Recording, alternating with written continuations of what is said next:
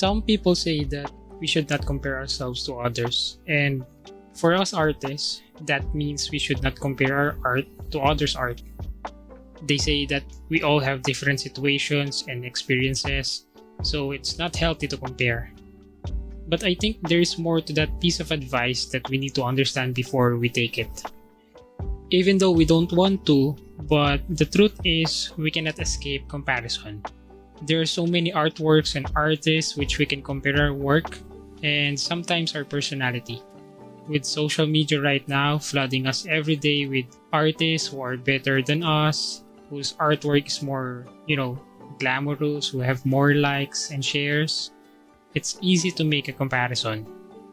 I think the reason people want us to stop comparing ourselves to others is because comparison can make us feel bad about ourselves. It can also lead to envy and even self-doubt. And I agree with that sentiment actually. It is true that when we compare ourselves to other artists who are much better than us, we might end up being envious.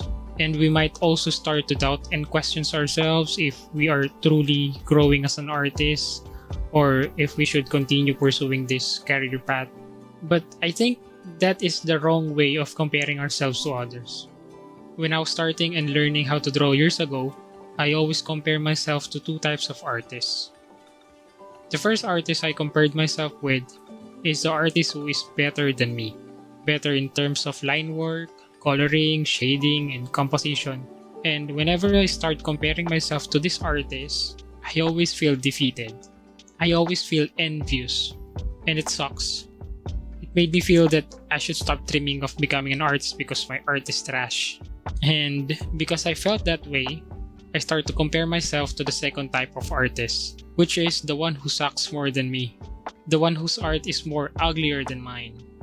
This type of artists are mostly beginners who are just starting out. And because I view them as inferior than me, it now feels great. But in reality, I gained nothing. The envy is still there, the self-doubt is still there, and I am not the best. I still can't change the fact that someone is always ahead of me. And I realize that's the wrong way of comparing myself to others. That's the trap that people tells us to avoid. But if there is a wrong way of comparison, could there be a right way of comparing ourselves to others? Yeah, I think so, there is. I've been drawing for many years now, and I could honestly say that I always compare my work from other artists, but not in the same way I did when I was starting out. Today, I only compare my work to those artists who are better than me. Or should I say, the masters. I know I mentioned this before, but my biggest influence in my art is Kazuo Oga. He is the art director and background artist of Studio Ghibli. And I'm also a fan of Makoto Shinkai, I know everyone knows him. But they are not the only artists whom I look up and compare my work. I also look up the old masters like Gabriel De Jong, John Constable, and Claude Monet. I hope I pronounced their names correct, but yeah, these are all masters in their craft. Obviously, their work is far more superior than mine, but I love comparing my work to them. And the reason is because I want to learn more.